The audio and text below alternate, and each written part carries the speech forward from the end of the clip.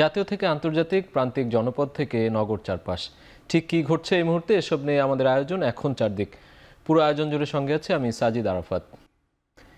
এনসিপিকে শুধু একটি রাজনৈতিক দল হিসেবে না দেখে বাংলাদেশে নতুন রাজনৈতিক বন্দোবস্ত হিসেবে দেখার আহ্বান দলের আহ্বায়ক নাহিদ ইসলামের।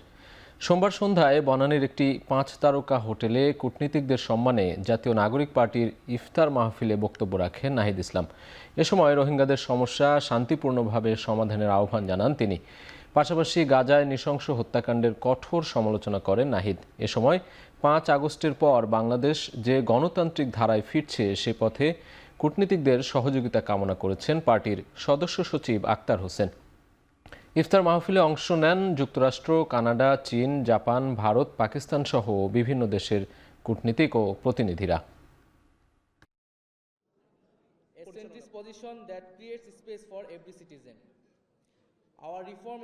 গণতন্ত্র হওয়া দরকার, বহুদলীয় গণতন্ত্র, কিন্তু সেই বহুদলীয় গণতন্ত্রে যেন কোনোভাবেই কোনো ফ্যাসিস্ট শক্তি তাদের অংশগ্রহণ করতে না পারে। এই কারণে বিচারিক যে প্রসেসের মধ্য দিয়ে যাওয়া দরকার, অন্তর্বর্তীকালীন সরকার সেই প্রসেস মেনটেন করবে।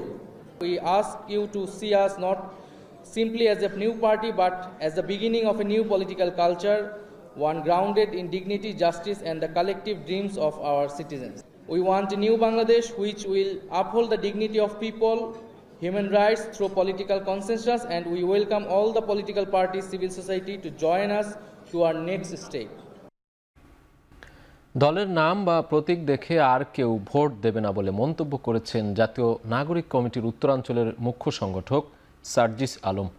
সোমবার দুপুরে পঞ্চগড়ের দেবীগঞ্জে এক পথসভায় এই মন্তব্য করেন তিনি। এ সময় তিনি বলেন, রাজনৈতিক দলগুলো বিভিন্নভাবে সাধারণ মানুষকে ব্যবহার করেছে, তবে নতুন বাংলাদেশে তাদের আর সেই সুযোগ দেয়া হবে না। এ সময় তিনি আরও বলেন, শুধু কথা নয়, সবার জন্য কাজ করে দেখাবো।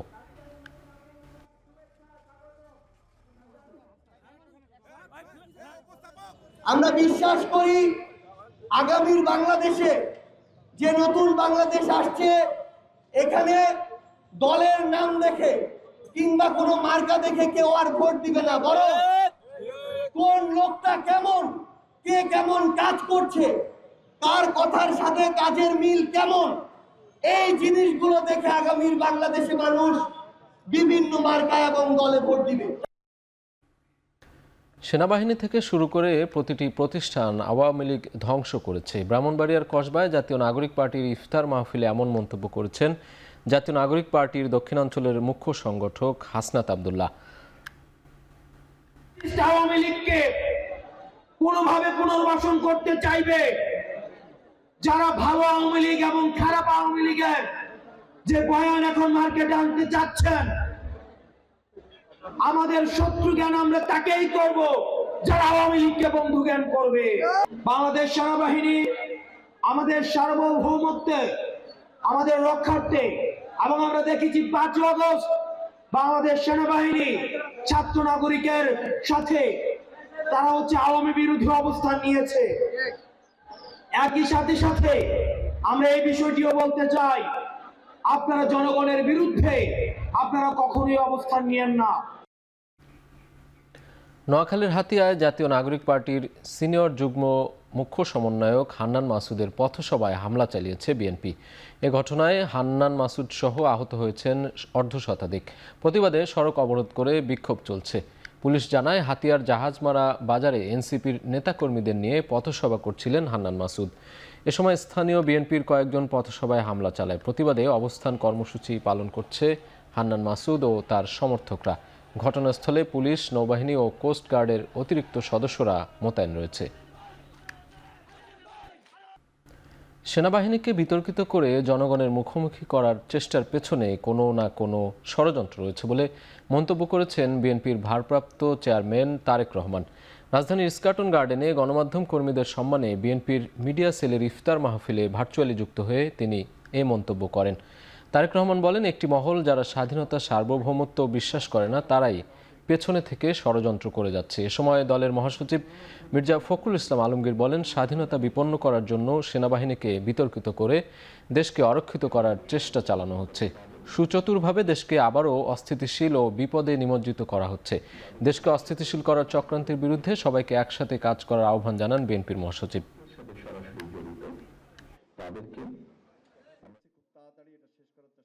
বাংলাদেশকে আবার অস্থিতিশীল করা, বাংলাদেশকে আবার বিপদে নিমজ্জিত করবার জন্য এই বাংলাদেশের যে প্রতিষ্ঠানগুলো রয়েছে, যে প্রতিষ্ঠানগুলো এখনো বাংলাদেশের স্বাধীনতা সার্বভৌমত্বের ক্ষেত্রে, তার রক্ষার ক্ষেত্রে অত্যন্ত গুরুত্বপূর্ণ প্রয়োজনীয়, তাদেরকেও বিতর্কিত করে ফেলা হচ্ছে। বিশেষ করে সেনাবাহিনীকে বিতর্কিত করা হচ্ছে। প্রধান উপদেষ্টার চীন সফর নিয়ে ফ্যাসিবাদের দোসররা পরিকল্পিতভাবে গুজব ছড়াচ্ছে বলে জানিয়েছে বিএনপির জ্যেষ্ঠ যুগ্ম মহাসচিব রুহুল কবির রিজভী। সোমবার সকালে বিএনপির কেন্দ্রীয় কার্যালয়ে সংবাদ সম্মেলনে সাংবাদিকদের এই কথা বলেন তিনি। রুহুল কবির রিজভী বলেন, চালের বাজার নিয়ন্ত্রণে সরকারের কোনো পদক্ষেপ লক্ষ্য করা যাচ্ছে না। তিনি বলেন, ঈদে আইন শৃঙ্খলা পরিস্থিতি নিয়ে মানুষ চিন্তিত। পুলিশ কমিশনারের সাম্প্রতিক বক্তব্যে যা আরও বেড়েছে। বলেন, আওয়ামী লীগ দেশের স্বাধীনতা সংগ্রামকে ব্যক্তিগত সম্পদের পরিণত করেছিল। এ সময় 26শে মার্চ মহান স্বাধীনতা দিবস উপলক্ষে 2 দিনের দলীয় কর্মসূচি ঘোষণা করেন রুহুল কবির রিজভী। পরাজিত শক্তির দোসরদের হাতে প্রচুর টাকা। এখন হয়তো অনেকে ইঁদুরের গর্তের মধ্যে লুকিয়ে আছে, কিন্তু লুকিয়ে থেকে তো ঘুমিয়ে নেই। তারা সেখান থেকে নানা ধরনের চক্রান্ত ষড়যন্ত্র করার চেষ্টা করছে, নানা বিষয়ে তারা করছে। প্রধান উপদেষ্টা কোথায় যাবেন এইটা নিয়ে নানা ধরনের গুজব তৈরি করছে, যেগুলো সম্পূর্ণ চক্রান্তমূলক। এবি পার্টির সাধারণ সম্পাদক ব্যারিস্টার আসাদুজ্জামান ফুয়াদের গ্রেফতারের ঘটনা মিথ্যা, দেশকে অস্থিতিশীল করতে শেখ হাসিনার নির্দেশে গুজব ছড়ানো হচ্ছে বলে মন্তব্য করেছেন এবি পার্টির চেয়ারম্যান মুজিবুর রহমান মঞ্জু। সংবাদ সম্মেলনে তিনি বলেন, ব্যারিস্টার ফুয়াদের বক্তব্য 5 আগস্টের আগের মিথ্যা গুজব ছড়িয়ে সেনাবাহিনীকে জনগণের মুখোমুখি দাঁড় করানোর চেষ্টা চলছে। পরিকল্পিতভাবে সাধারণ ছাত্র জনতাকে সেনাবাহিনীর মুখোমুখি ঠেলে দেওয়া হয়েছে বা ঠেলে দেওয়ার চেষ্টা করা হচ্ছে। এই চেষ্টাটা শেখ হাসিনা 4 আগস্ট করেছিলেন, 5 আগস্টও করেছিলেন। পুলিশকে উনি মুখে ঠেলে দিয়েছেন, র্যাবকে জনগণের মুখে ঠেলে দিয়েছেন, বিজিবিকেও ঠেলে দেওয়ার চেষ্টা করেছেন, সেনাবাহিনীকেও জনগণের মুখোমুখি করার ঠেলে দেওয়ার চেষ্টা করেছিলেন। জাতীয় গণতান্ত্রিক পার্টিকে নিবন্ধন ফিরিয়ে দিতে হাইকোর্টের রায়ের পর সিএসির সঙ্গে দেখা করেছেন দলটির প্রতিনিধি দল। সোমবার নির্বাচন ভবনে প্রধান নির্বাচন কমিশনারের সাথে সৌজন্য সাক্ষাৎ করে জাগপার সভাপতি তাসমিয়া প্রধানের নেতৃত্বে একটি প্রতিনিধি দল। ব্রিফিংয়ে দলটি জানায়, ভারতের প্রভাবমুক্ত থেকে সুষ্ঠু ও নিরপেক্ষ নির্বাচন আয়োজনে প্রধান নির্বাচন কমিশনারকে আহ্বান জানিয়েছে তারা। 2014 সালের 24 জুলাই জাগপাকে নিবন্ধন দেয় নির্বাচন কমিশন। তবে নিবন্ধনে আইনি বিধিবিধানের শর্ত পূরণ না করার অভিযোগ তুলে 2021 সালের 28 জানুয়ারি দলটির নিবন্ধন বাতিল করে ইসি। ফ্যাসিবাদ সরকার গত আমলে বাতিল করে দিয়েছিল, তো আমরা এর বিরুদ্ধে হাইকোর্টে যাই এবং শুনানি শেষে হাইকোর্ট আমাদের নিবন্ধন ফিরিয়ে দেওয়ার নির্দেশ প্রদান করেন। আমাদের নিবন্ধন ফিরে পেয়েছি। আমরা চাই সুষ্ঠু, অবাধ, নিরপেক্ষ একটা নির্বাচন, ভারতীয় প্রভাবমুক্ত একটা নির্বাচন। সামাজিক যোগাযোগ মাধ্যমে জরুরি অবস্থা জারির আলোচনা গুজব বলে জানিয়েছেন স্বরাষ্ট্র মন্ত্রণালয়ের সিনিয়র সচিব নাসিমুল গনি। সোমবার দুপুরে সচিবালয়ে তিনি কথা বলেন। প্রতি বছরের মতোই এবারও ঈদে নিরাপত্তাকে গুরুত্ব দেওয়া হচ্ছে বলে জানান তিনি। এর আগে স্বরাষ্ট্র মন্ত্রণালয়ে আসে অস্ট্রেলিয়া কোস্ট গার্ডের একটি প্রতিনিধি দল। স্বরাষ্ট্র উপদেষ্টার উপস্থিতিতে অবৈধভাবে অস্ট্রেলিয়া গমনকারী বাংলাদেশিদের ফেরত আনতে 2 দেশ একটি সমঝোতা স্মারকে সই করে। পরে সংবাদ সম্মেলনে সিনিয়র সচিব জানান, অবৈধভাবে অস্ট্রেলিয়া পাড়ি দেয়া বাংলাদেশিদের দ্রুত দেশে ফেরানো হবে। তবে কতজন আটক রয়েছে সে ব্যাপারে কিছু জানাননি তিনি। বলেন, ঈদের পরেই বাংলাদেশে অস্ট্রেলিয়ার ভিসা সেন্টারের কার্যক্রম শুরু হবে। এ সময় দেশের সার্বিক নিরাপত্তা পরিস্থিতির স্থিতিশীলতা বজায় রাখার কথাও জানান তিনি। তো এইটা এতদিন নয়াদিল্লি থেকে হচ্ছিল, তো সেটা এখন অপারেটিং শুরু করবে এই মাসের শেষের থেকে। মনে করেন যে ঈদের পরপরই হয়তো চালু হয়ে যাবে, আশা করছি আমরা। 2016 সালের 26 জুলাই রাজধানীর কল্যাণপুর জাহাজবাড়িতে জঙ্গি আস্তানা সন্দেহে 9 জনকে হত্যা মামলায় সাবেক আইজিপি AKM শহীদুল হক ও ডিএমপির সাবেক কমিশনার আসাদুজ্জামান মিয়া ও এসপি জসিমউদ্দিন মোল্লাকে গ্রেপ্তার দেখিয়ে কারাগারে পাঠানো হয়েছে। সোমবার বিচারপতি গোলাম মর্তুজা মজুমদারের নেতৃত্বে 3 সদস্যের ট্রাইব্যুনাল এই আদেশ দেন। এই 3 আসামিকে 7 মে হাজির হতে নির্দেশ দেওয়া হয়েছে। রামপুরায় ছাদের কার্নিশে ঝুলে থাকা শিক্ষার্থীকে গুলি করার ঘটনায় তদন্ত প্রতিবেদন 1 মাসের মধ্যে দিতে বলা হয়েছে। মিরপুরের আরেকটি মামলার তদন্ত প্রতিবেদন 3 মাসের মধ্যে দাখিলের নির্দেশ দিয়েছে ট্রাইব্যুনাল। পরে গণমাধ্যমকে ট্রাইব্যুনালের চিফ প্রসিকিউটর তাজুল ইসলাম বলেন, বিগত 15 বছরে ইসলামী ভাবধারার অনেককে জঙ্গি সাজিয়ে হত্যা করা হয়েছে।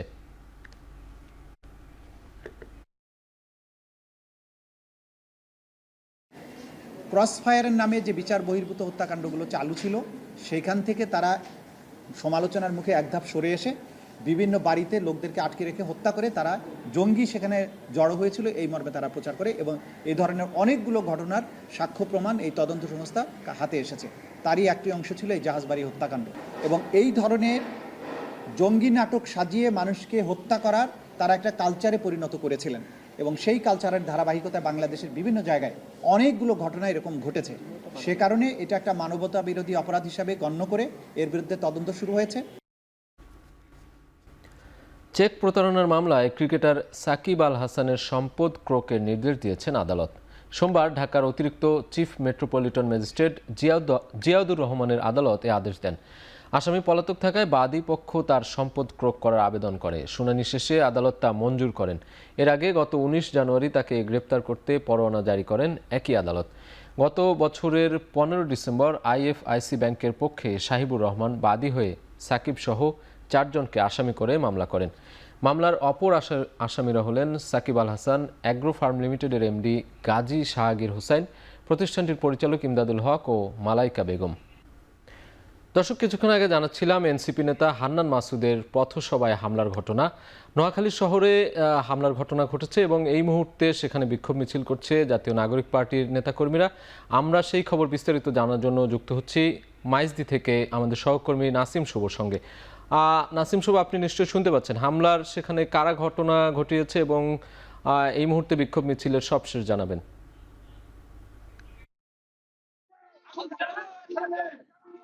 সাজিদ, আজ কিন্তু সন্ধ্যা ইফতারের পরে নোয়াখালীর যে বিচ্ছিন্ন দ্বীপ উপজেলা রয়েছে হাতিয়াতে হান্নান মাসুদের যেখানে জন্মভূমি, সেখানে কিন্তু হান্নান মাসুদ যখন জাহাজমারা ইউনিয়নে পথসভা করতেছিল, তো সে পথসভায় আসলে বিএনপির বেশ কয়েকজন নেতাকর্মী হামলার ঘটনা ঘটিয়েছে বলে হান্নান মাসুদ আমাদেরকে জানিয়েছেন।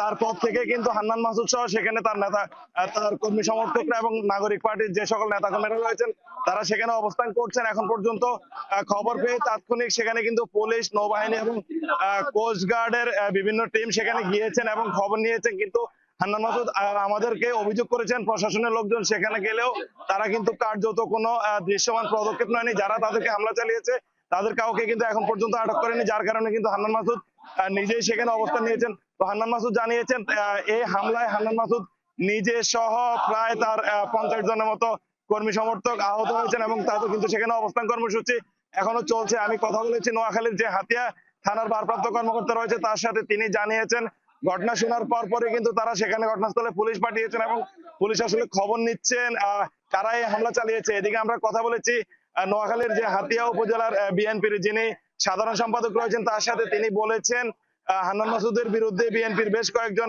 বহিষ্কৃত নেতা কর্মীর হামলার ঘটনা তারাও শুনেছেন, কিন্তু কারা এই ধরনের হামলা ঘটিয়েছে তারা এখনো তা স্পষ্ট না। তারা স্পষ্ট হলে দলীয় ব্যবস্থা নেবেন। তো হান্নান মাসুদ জানিয়েছেন তাদের যে অবস্থান কর্মসূচি এখন অবধি চলছে সেটি যতক্ষণ না প্রশাসন এই বিষয়ে সঠিক ব্যবস্থা নেবে ততক্ষণ কিন্তু তাদের এই যে অবস্থান কর্মসূচি সেটি চলবে। এদিকে হান্নান মাসুদের এই হামলার ঘটনার খবর শুনে কিন্তু আজ রাত 12টায় তাৎক্ষণিকভাবে নোয়াখালীর যে জেলা শহর রয়েছে মাইজদিতে কিন্তু বিক্ষোভ মিছিল বের করেছে জাতীয় নাগরিক পার্টির নেতাকর্মীরা। বিক্ষোভ মিছিলটি কিছুক্ষণ আগেই নোয়াখালী জেলা শহর মাইজদির বড় মসজিদ মোড় থেকে শুরু হয়েছে এবং এটি কিন্তু এখনো চলছে, জেলা শহরের বিভিন্ন সড়কে চলছে এবং এই মিছিল থেকে কিন্তু তারা হাতিয়াতে হান্নান মাসুদের উপর যারা হামলা চালিয়েছে এই হামলার প্রতিবাদ জানিয়ে বিভিন্ন স্লোগান দিচ্ছেন এবং তারা এর উপর্য যে বিচার প্রশাসনকে দ্রুত যারা অপরাধী রয়েছেন তাদেরকে আইনের আওতায় আনার জন্য কিন্তু এই মিছিল থেকে তারা দাবি জানাচ্ছেন। তো এই মিছিল থেকে আমরা দেখতে পাচ্ছি মিছিলে যারা রয়েছেন তারা কিন্তু তাদের বিভিন্ন স্লোগান দিচ্ছেন এবং প্রশাসনকে লক্ষ্য করে তারা বলছেন যারা হাতিয়াতে হামলা চালিয়েছে এজন্য কিন্তু প্রশাসনের কাছে তারা উপর্যুপরি যে ব্যবস্থা নেওয়ার সেই ব্যবস্থা নেওয়ার জন্য কিন্তু তারা মিছিল থেকে দাবি জানাচ্ছেন। এবং একই ঘটনায় কিন্তু আজ কিছুক্ষণ আগে আমরা যেটি জানতে পেরেছি ঢাকাতেও একটি বিক্ষোভ মিছিল বের করবে জাতীয় নাগরিক পার্টি ঢাকার বাংলা মোটর থেকে, সেখান থেকেও কিন্তু হাতিয়াতে হান্নান মাসুদের উপর হামলার যে ঘটনা সেই ঘটনার প্রতিবাদ জানানো হবে। তো এই ছিল আসলে নোয়াখালী থেকে আমার কাছে এখন অব্দি সব শেষ। নাসিম শুভ, সেখানে এই মুহূর্তে আসলে আইন শৃঙ্খলা রক্ষাকারী বাহিনী অবস্থান নিয়েছে কিনা বা তারা আসলে কি বলছে?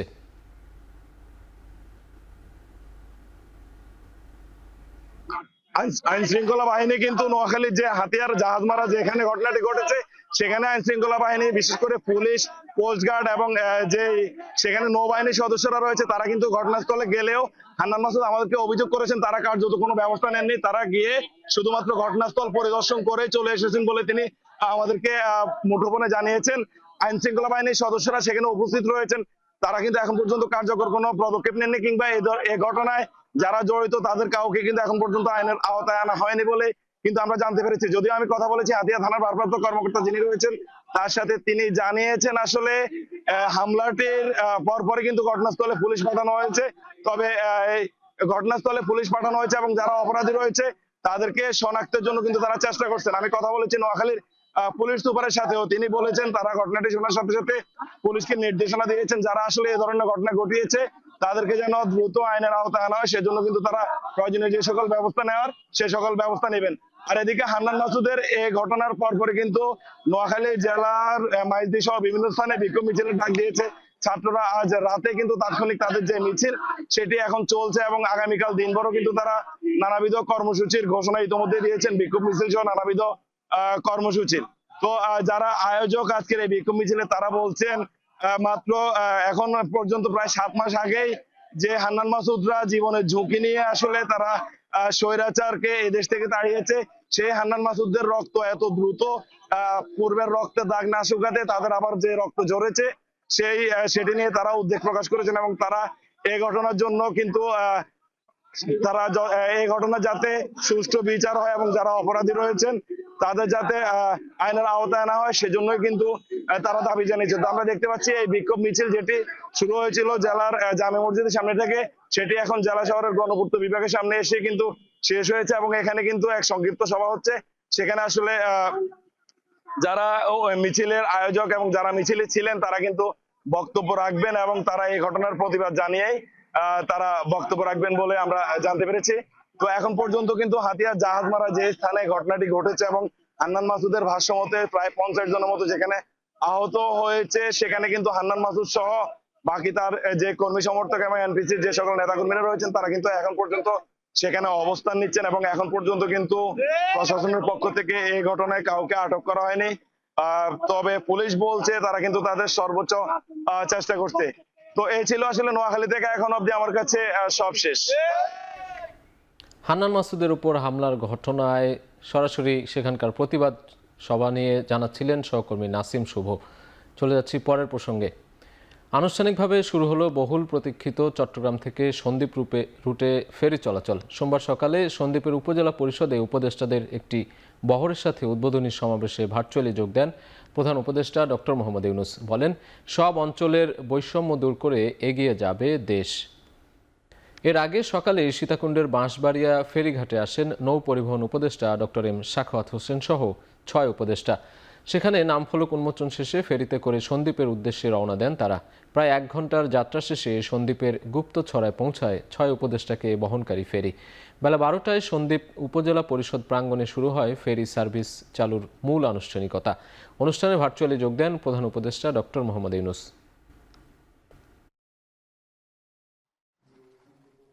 এটা কোস্টাল এরিয়া, এটা কিন্তু টেম্পোরারি, হয়তো 2 মাস পরে আমাকে এখানে সি ট্রাক দিতে হবে, সি ট্রাকও টেম্পোরারি হবে।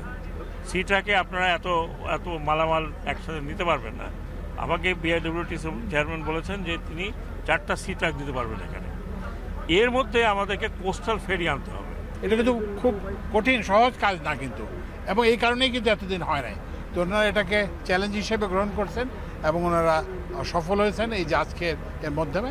কিন্তু এইটা এখনও কনস্ট্যান্টলি মনিটরিং করতে হবে। বর্ষাকালে কী হবে আমরা তো জানি না। দর্শক, কিছুক্ষণ আগে জানাচ্ছিলাম নোয়াখালীতে এনসিপি নেতা হান্নান মাসুদের উপর হামলার ঘটনায় নোয়াখালীর বিভিন্ন জায়গায় প্রতিবাদ সমাবেশ চলছে। আমরা দেখছি এই ঘটনার রেশ ধরেই বাংলা মোটরে এনসিপির যে কার্যালয় রয়েছে, অস্থায়ী কার্যালয়, সেখানেও প্রতিবাদ জানাচ্ছে এনসিপি নেতাকর্মীরা। সরাসরি যুক্ত হচ্ছি সেখানে।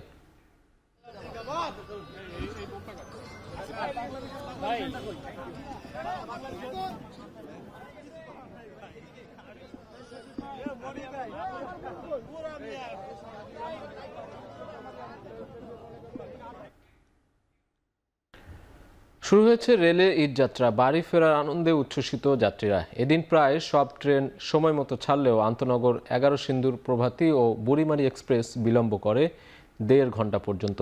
সোমবার সকালের পর ঈদে বাড়ি ফেরা নিয়ে ব্যস্ততা বাড়ে দুপুর থেকেই। তবে অভিযোগ উঠছে বগির ভেতরের অপরিচ্ছন্ন পরিবেশ নিয়ে। সকাল থেকে সব ট্রেন সময় মতো ছেড়ে গেলেও কিশোরগঞ্জগামী 11 সিন্ধুর প্রভাতী ছেড়েছে 1 ঘন্টা দেরিতে। আর লালমনিরহাটগামী বুড়িমারি এক্সপ্রেস দেরি করে 1.5 ঘন্টা। ঢাকা রেলওয়ে স্টেশন ম্যানেজার বলছেন, ইঞ্জিন সংকট ও গোলযোগের কারণে এমন বিলম্ব। এদিকে শুরু হচ্ছে ফিরতি যাত্রার 3 তারিখের আগাম টিকিট বিক্রিও।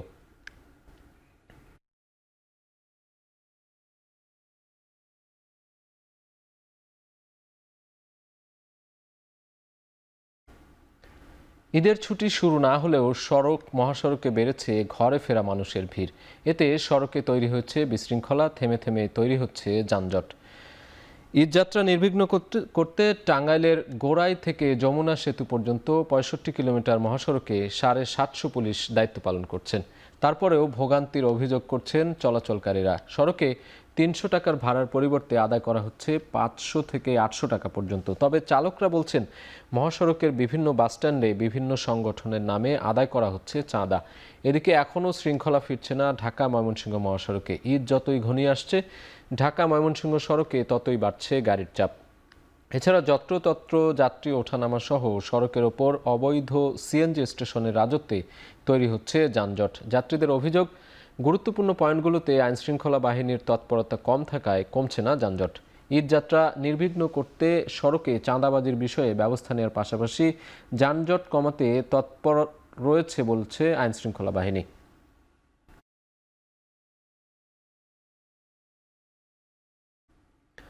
আওয়ামী লীগের দোসররা এখনও পরিবহন সেক্টরে সক্রিয়। ঈদযাত্রায় তাদের অসহযোগিতা পরিবহন সেক্টরকে ভোগাচ্ছে বলে দাবি করছেন বাংলাদেশ সড়ক পরিবহন মালিক সমিতির মহাসচিব মোহাম্মদ সাইফুল আলম।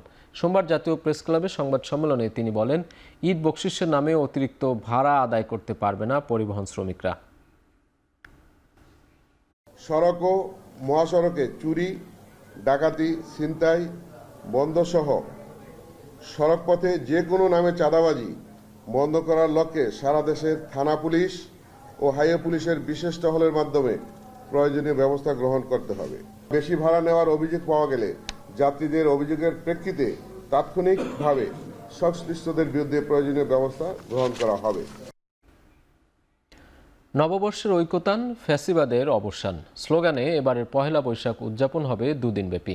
মঙ্গল শোভাযাত্রার নাম পরিবর্তন নিয়ে কোনো আলোচনা হয়নি বলে জানিয়েছেন সংস্কৃতি উপদেষ্টা মোস্তফা সরোয়ার ফারুকী।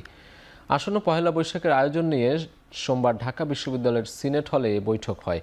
পয়লা বৈশাখ উদযাপন ও মঙ্গল শোভাযাত্রা নিয়ে আলোচনা করেন অংশীজনরা। বৈঠক শেষে সংস্কৃতি উপদেষ্টা বলেন, এবারের আয়োজনে বিভিন্ন জাতিগোষ্ঠী এবং বেসরকারি বিশ্ববিদ্যালয়ও অংশ নেবে।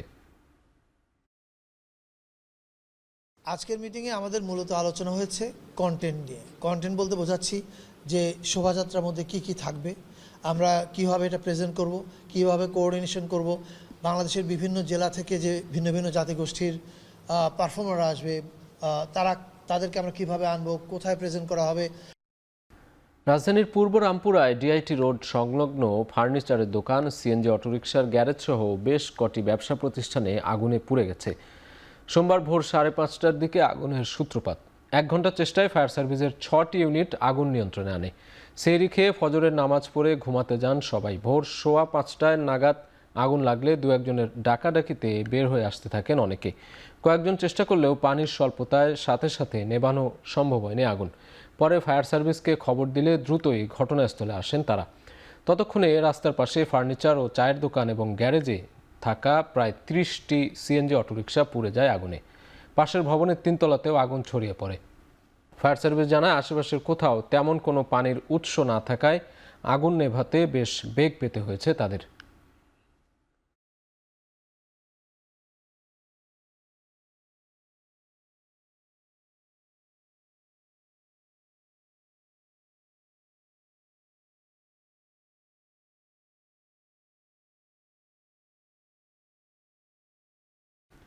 সিলেটে নির্যাতনের শিকার হয়ে এক গৃহপরিচারিকার মৃত্যুর অভিযোগ উঠেছে। রোববার দিবাগত রাত 2টার দিকে ওসমানী মেডিকেল কলেজ হাসপাতালের আইসিইউতে চিকিৎসাধীন অবস্থায় মৃত্যুর বিষয়টি নিশ্চিত করেছে হাসপাতাল কর্তৃপক্ষ। নিহতের পরিবারের সদস্যদের অভিযোগ, শারীরিক নির্যাতনের শিকার হয়েই তার মৃত্যু হয়েছে। ভুক্তভোগীর পরিবারের দাবি, নিহত লাকি আক্তার একজন চিকিৎসকের বাড়িতে কাজ করার সময় নানাভাবে নির্যাতনের শিকার হয়। পরে অসুস্থ হয়ে পড়লে নেওয়া হয় হাসপাতালে।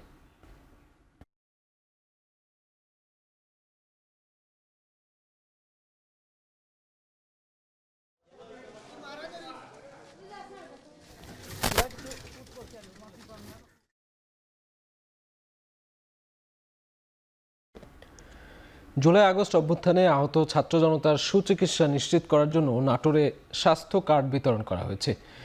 দুপুরে জেলা প্রশাসক কার্যালয়ের সম্মেলন কক্ষে আন্দোলনে আহত ছাত্র জনতার মাঝে স্বাস্থ্য কার্ড বিতরণ করা হয়।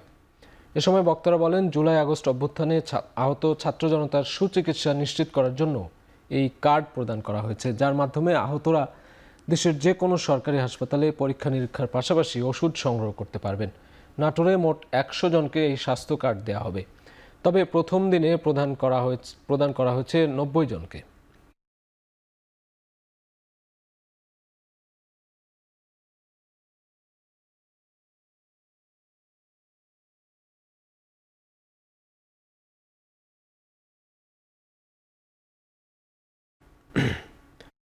কুমিল্লায় আলাদা অভিযানে বিপুল পরিমাণ ভারতীয় পোশাক ও মোবাইল ফোন সহ বেশ কিছু পণ্য জব্দ করেছে বিজিবি। তবে এই ঘটনায় কাউকে আটক করা যায়নি। সোমবার দুপুরে অভিযান ও পণ্য জব্দের বিষয়টি নিশ্চিত করে বিজিবি 10 ব্যাটালিয়নের অধিনায়ক লেফটেন্যান্ট কর্নেল মীর আলী। সংবাদ বিজ্ঞপ্তিতে তিনি জানান, ভোরে কুমিল্লা সীমান্তের কটক বাজার এলাকায় অভিযান চালিয়ে পাঁচথুবি হাই স্কুলের পাশ থেকে ভারতীয় শাড়ি, গার্মেন্টস ও সামগ্রী সহ বিভিন্ন পণ্য বোঝাই একটি মিনি ট্রাক জব্দ করা হয়।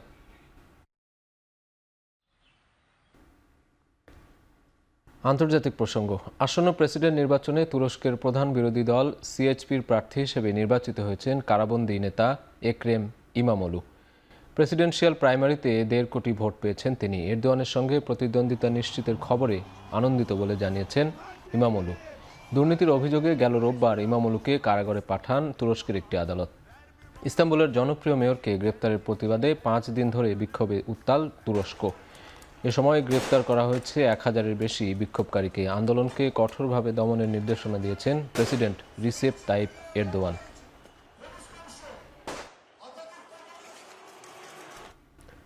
ইসরায়েলি বাহিনীর হামলায় গাজা উপত্যকার নতুন প্রধানমন্ত্রী ও জ্যেষ্ঠ হামাস নেতা ইসমাইল বারহুম নিহত হয়েছেন। তিনি 1 সপ্তাহেরও কম সময় আগে উপত্যকাটির প্রধানমন্ত্রীর দায়িত্ব পেয়েছিলেন। রোববার রাতে গাজার খান ইউনিসের নাসের নামের হাসপাতালে হামলা চালায় ইসরায়েলি বাহিনী। ওই হামলাতে ইসমাইল বারহুম ও অপর একজন নিহত হওয়ার দাবি করেন ইসরায়েলের প্রতিরক্ষামন্ত্রী ইসরায়েল কাটজ। গত 18 মার্চ সাবেক প্রধানমন্ত্রী ইসাম দালিসকে হত্যার পর ইসমাইল বারহুম তার স্থলাভিষিক্ত হয়েছিলেন। ইসমাইল বারহুমের মৃত্যুর বিষয়টি নিশ্চিত করে হামাস জানিয়েছে, নাসের হাসপাতালে চিকিৎসা নেয়াকালে তাকে হত্যা করা হয়েছে।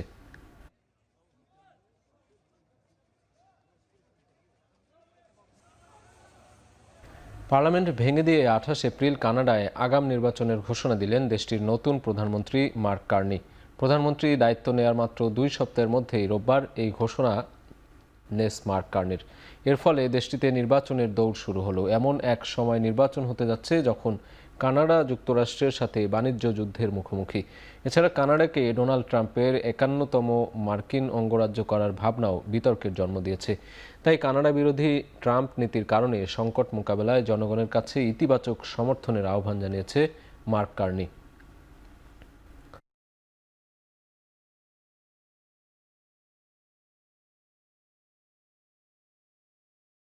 মরুভূমির দেশে যুদ্ধবিরতি নিয়ে সোমবার বৈঠকে বসছে ইউক্রেন আর রাশিয়ার প্রতিনিধি দল। যুক্তরাষ্ট্রের বিশেষ দূত স্টিভ উইটকফ জানান, দ্বিতীয় বিশ্বযুদ্ধের পর ইউরোপের সবচেয়ে রক্তক্ষয়ী এই যুদ্ধের ইতি টানা নিয়ে আশাবাদী ডোনাল্ড ট্রাম্প প্রশাসন। সোমবার কৃষ্ণ সাগরে জাহাজ চলাচলে নিরাপত্তা, বিরল খনিজ নিয়ে চুক্তির পাশাপাশি চূড়ান্ত যুদ্ধবিরতি নিয়ে আসতে পারে সিদ্ধান্ত। এর আগে ইউক্রেনের প্রতিনিধিদের বৈঠক সৌদি আরবের সঙ্গে। জেলেনস্কি বলেন, বৈঠকের বাইরেও পুতিনকে হামলা বন্ধের জন্য নির্দেশ দেওয়া উচিত। এর মধ্যেই ইউক্রেনের জ্বালানি অবকাঠামোতে হামলা না করার শর্তে 30 দিনের যুদ্ধবিরতিতে সম্মত হয়েছিলেন পুতিন। কিন্তু এরপরেও ইউক্রেন আর রাশিয়ার মধ্যে পাল্টাপাল্টি হামলা অব্যাহত আছে। দক্ষিণ কোরিয়া আদালতের নির্দেশে ভারপ্রাপ্ত প্রেসিডেন্ট হিসেবে পুনর্বহাল হলেন অভিশংসিত প্রধানমন্ত্রী হান ডাকসু।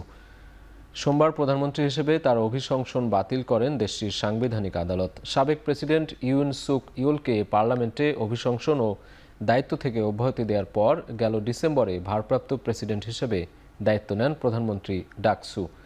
তবে আবারও পার্লামেন্টে আইন প্রণেতাদের ভোটে অভিশংসিত হওয়ায় মাত্র 2 সপ্তাহ ক্ষমতায় ছিলেন তিনি। এরপর গেল কমাস দায়িত্বে ছিলেন উপপ্রধানমন্ত্রী চোই স্যাংমোক। জোরপূর্বক সামরিক আইন জারির চেষ্টা করায় ইউন সুক ইউলের অভিশংসনের পর থেকেই রাজনৈতিক অচলাবস্থা চলছে দক্ষিণ কোরিয়ায়।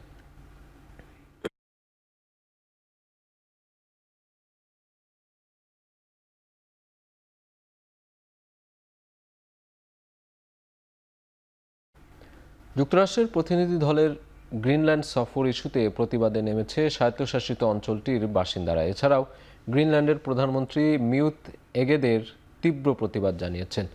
আগামী সপ্তাহে মার্কিন ভাইস প্রেসিডেন্ট জে.ডি. ভান্সের স্ত্রী উষা ভান্সের গ্রিনল্যান্ড সফরে যাওয়ার পরিকল্পনা রয়েছে বলে জানায় ওয়াশিংটন। সেখানে সংস্কৃতি দেখতেই মূলত তার এ সফর, এমনটাই মন্তব্য হোয়াইট হাউসের। তার সঙ্গে মার্কিন গোয়েন্দা উপদেষ্টা মাইক ওয়ালসও সেখানে যাওয়ার কথা রয়েছে। তবে যুক্তরাষ্ট্রের এই প্রতিনিধিদের পরিকল্পিত সফরকে ভালোভাবে দেখছেন না গ্রিনল্যান্ডবাসী, কারণ এরই মধ্যে প্রাকৃতিক সম্পদে ভরপুর গ্রিনল্যান্ডকে দখলে নেওয়ার ঘোষণা দিয়েছেন মার্কিন প্রেসিডেন্ট ডোনাল্ড ট্রাম্প। মূলত এরপর থেকেই ক্ষোভে ফুঁসছে সেখানকার জনগণ।